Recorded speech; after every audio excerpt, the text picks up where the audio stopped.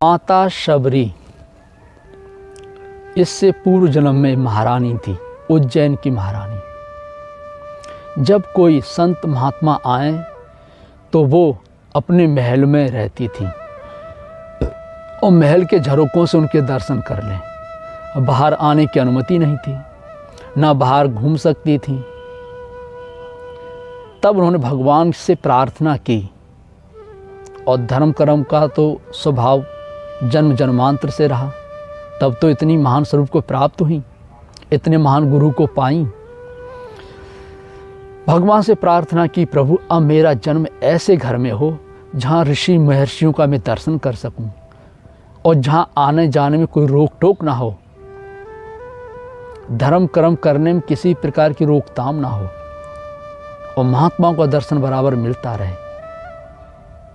तब माता शबरी जो महारानी थी तो एक कोल भील के रूप में जन्मी और वो कोल भील पूरे प्रजा का राजा था, मुखिया सरपंच। उसके वहाँ जन्म हुआ। जब शबरी विवाह योग्य हुई तो जहाँ उनकी शादी तय हुई थी ससुराल वालों ने 100 मृगों का मांस मांगा। बोले 100 मृगों का मांस तैयार कर लोगे तब हम बारात लेके तुम्हारे यहाँ आएंगे। तो उनके पिताजी ने मृगों को पकड़ना शुरू कर दिया। 1 2 3 4 ऐसे 99 मृगा इकट्ठे कर लिए। एक मृगा केवल कम था। तो माता शबरी घूमते घूमते पहुंची, देखा ये बाड़े में इतने मृग क्यों बंद कर रखे हैं।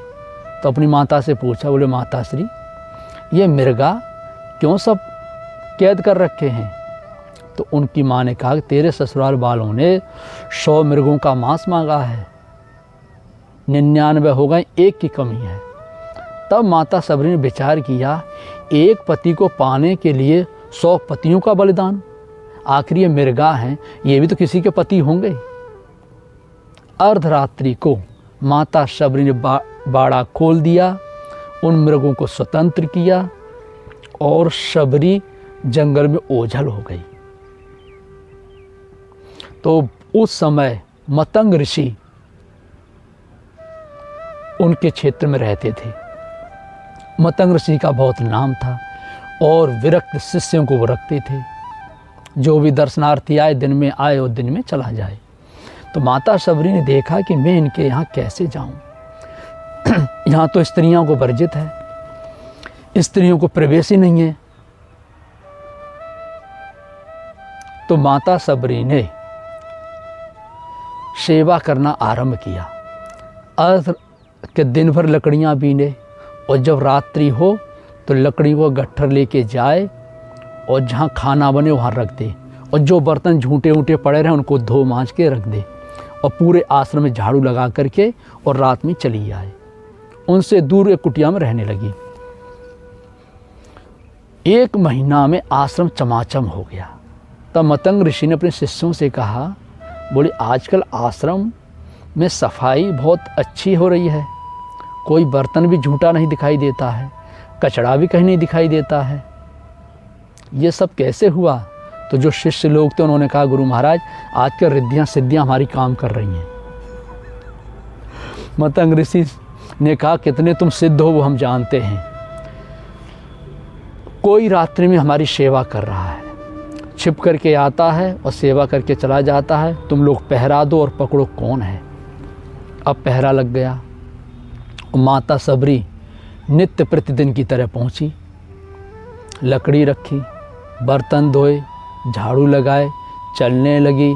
तो शिष्यों ने पकड़ लिया, बोले रुको, तुम कौन हो और रात्रि में क्यों आती हो, आज तुम्हें गुरु महाराज के सामने पेश होना है। जब भोर हुआ तो मतंग ऋषि पहचान गए, अरे ये तो शबरी है। बेटा शबरी तुम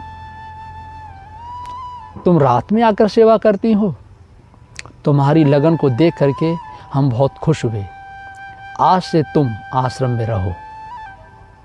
प्रवेश मिल गया। तो सेवा के द्वारा हर किसी को बस में कर लिया जा सकता है। जहाँ प्रवेश हो ना हो, लेकिन तुम्हारे अंदर कर्मठता है, सेवा का भाव है, तो हर जगह प्रवेश मिल जाएगा। जहाँ स्त्रियों का प्रवेश नहीं था, मतंग ऋषि के द्वारा माता शबरी को वहाँ प्रवेश मिल गया। उसकी सेवा से मतंग ऋषि इतने प्रसन्न हुए कि कोई काम हो तो शबरी को बुलाएं। तो उसमें कुछ पढ़े लिखे चेला, कहीं ये कोल भील की जात जब से आई है तब से इसने हमारा पत्ता ही काट दिया। गुरु महाराज जब देखो शबरी कहाँ है, शबरी ये ले आओ, शबरी वो ले आओ। संयोग से मतंग ऋषि कहीं चले गए थे और काम 3 दिन में लौट के आएंगे, तब तक आश्रम में देखभाल करना। जो शबरी से जलते थे, जो डाह रखते थे, उन्होंने शबरी की पिटाई इतनी की कि मार करके तालाब में फेंक दिया। जो शबरी के मुख से खून निकला, उस खून से पूरा तालाब हो गया लाल, खून ही खून हो गया। अब पानी पीने को रहा नहीं, तो जो चेला चपाटे थे सब भाग खड़े हुए। उधर से मतंग ऋषि लौटे तो रास्ते में भगत मिले। भक्तों ने सूचना दी, बोले भगवान आपकी शबरी को आपके शिष्यों ने मार के फेंक दिया। तो मतंग ऋषि गए, देखे तो शबरी मरी हुई पड़ी थी तालाब के किनारे।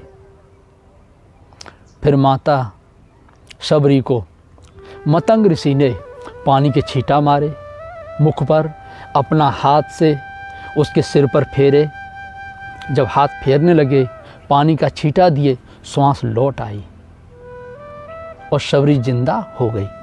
तब मतंग ऋषि ने कहा बेटा आज से तुम्हारी सेवा पूरी हो गई और ये लो मजीरा, अब तुम कहीं जा कर के कुटिया में इससे कीर्तन किया करना और राम नाम जपना।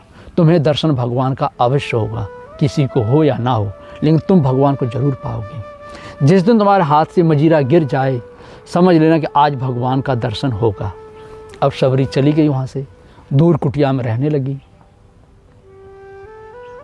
जब दूर कुटिया में रहने लगी तो वही मजीरा लेकर के मजीरा मजीरा मजीरा मजीरा मजीरा मजीरा मजीरा मजीरा, वही मजीरा के साथ कीर्तन किया करे और मजीरा मजीरा क्या करे कहा करे तो मजीरा मजीरा मजीरा मजीरा, वो जी राम में बदल जाए और राम ध्यान में, ध्यान समाधि में वाल्मीकि की तरह।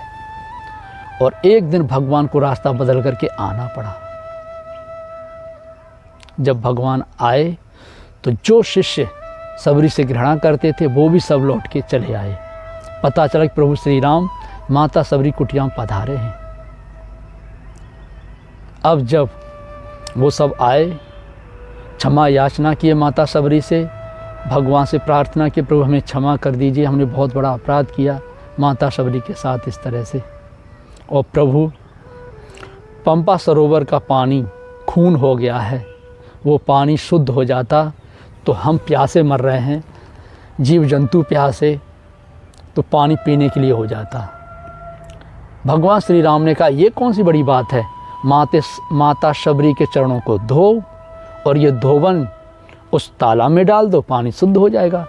तो जितने शिष्य रहे मतंग ऋषि के, माता शबरी गुरु भाई सब लगे चरण धोने, और चरण धो करके पानी जैसे पंपा सरोवर में डाले, खून वाला पानी खत्म और पंपा सरोवर निर्मल हो गया, पीने योग्य पानी हो गया। इस प्रकार से माता शबरी ने भगवान राम को पाया। तो वास्तव में भगवान को पाने के लिए महापुरुष का सानिध्य बहुत आवश्यक है, उनकी शरण में जाना बहुत आवश्यक है। तो माता शबरी किसी मंदिर में गई थी, किसी वट वृक्ष की पूजा कर रही थी, किसी नदी में जाके स्नान कर रही थी। मतंग ऋषि से उपदेश मिला, उपदेश के साथ कीर्तन मजीरा मजीरा राम राम राम राम नाम मिला, सुमरन किया और भगवान प्रकट हो गए। वही भगवान नवधा भक्ति माता शबरी के माध्यम से हम सबको बता रहे हैं कि एक भी भक्ति जिसके अंदर है वो हमें पा जाएगा। इस प्रकार से माता शबरी का ये जीवन परिचय है। अब इसको हम चाहे 2 घंटा 3 घंटा बढ़ा चढ़ा करके कह दें, तो वास्तव में जो सद्गुरु होते हैं, सद्गुरु की विद्या थोड़ी सी होती है, अल्प होती है और सब कुछ जना देते हैं कि गुरु गृह पढ़न गए रघुराई, अल्प काल विद्या सब पाई। भगवान राम लक्ष्मण शत्रुघ्न चारों भाई पढ़ने गए और अल्पकाल में सारी विद्या पा गए। तो सद्गुरु की विद्या अल्प होती है और थोड़े में सब कुछ जना देते हैं। इसलिए सद्गुरु को खोजो, उनकी शरण जाओ, सब कुछ पा जाओगे। और नाम का जाप करते रहोगे, नाम का सुमरन करते रहोगे तो सद्गुरु ढूंढने से नहीं, सहजता ही फिर मिल जाएंगे। नाम में वो पावर है।